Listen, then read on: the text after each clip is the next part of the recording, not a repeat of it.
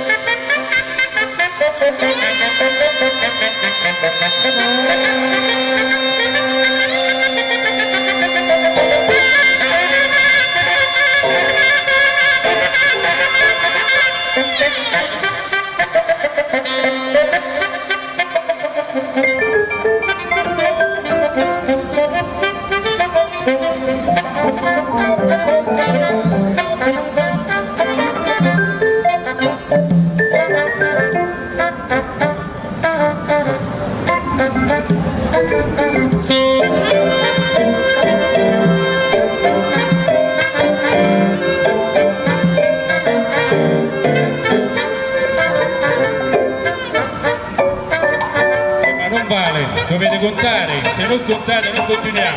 Siete pronti a contare?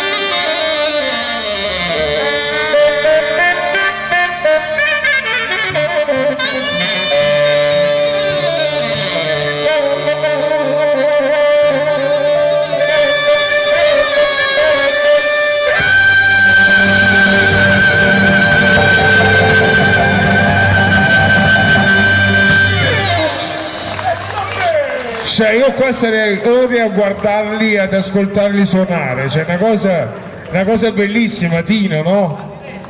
E questo è quando c'è Mannaggia. l'orchestra di qualità, si fa la qualità. Ma diciamo pure che queste cose per la maggior parte delle volte non sono nemmeno preparate. No, sono contento perché la gente ha apprezzato, è rimasta e quindi certo. è stata una bella serata. Dove doveva andare? Da Rosario Miraggio? Da Alessio? Anche. No, no, perché la qualità sta qua, Barca 2025.